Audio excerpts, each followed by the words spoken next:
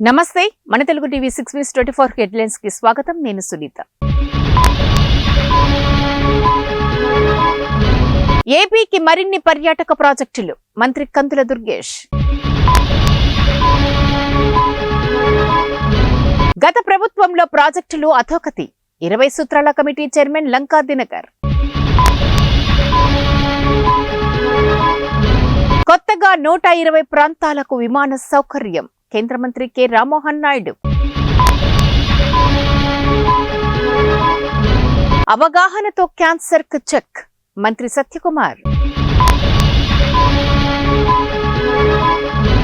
పౌర సరఫరాల శాఖలో కాగిత రహిత పాలన మంత్రి నాదెండ్ల మనోహర్. సృజనాత్మకత విద్యా బోధనే లక్ష్యం, పాత పద్ధతులకు స్వస్తి మంత్రి లోకేష్. మహాకుంభ్ కాదు మృత్యుకుంభ్ బెంగాల్ సీఎం మమతా ధ్వజం. అర్ధరాత్రి సిఈసి నియామకం సుప్రీం ఉత్తర్వుల ఉల్లంఘనే కాంగ్రెస్ నేత రాహుల్ గాంధీ. వైఎస్ జగన్ భద్రతపై కూటమి కుట్ర మాజీ మంత్రి అంబటి రాంబాబు. రేవంత్ రెడ్డికి 4.20 లక్షల కోట్ల జరిమానా వేసిన తప్పు లేదు కేటీఆర్ సెటైర్. హైదరాబాద్ లో రియల్ ఎస్టేట్ కుదేల్ 22% పడిపోయిన ఇండ్ల అమ్మకాలు. సైబర్ నేరాలు ఆర్థిక వ్యవస్థకు ముప్పు సీఎం రేవంత్ రెడ్డి. మహాశివరాత్రికి ఆర్టీసీ ప్రత్యేక బస్సులు మంత్రి పొన్నం ప్రభాకర్. దేశ నిర్మాణంలో మొదటి అడుగు ఓటే సిఈసిగా బాధ్యతలు చేపట్టిన జ్ఞానేష్ కుమార్.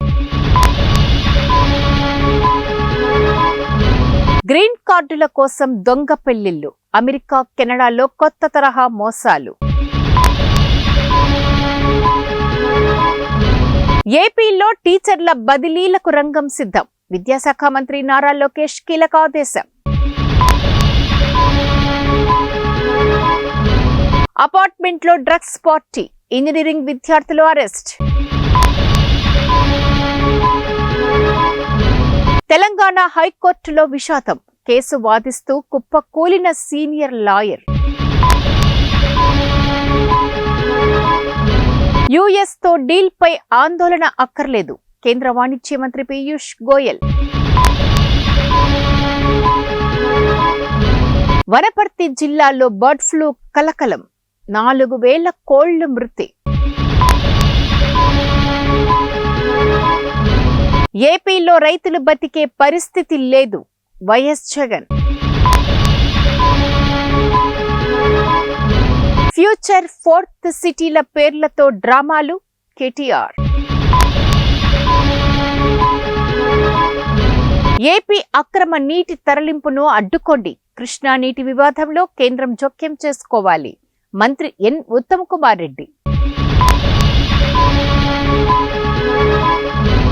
రాజకీయ కారణాల వల్లే వారు ఐఎస్ఎస్ లో చిక్కుకుపోయారు సునీత విలియమ్స్ రాకపై ఎలాన్ మస్క్.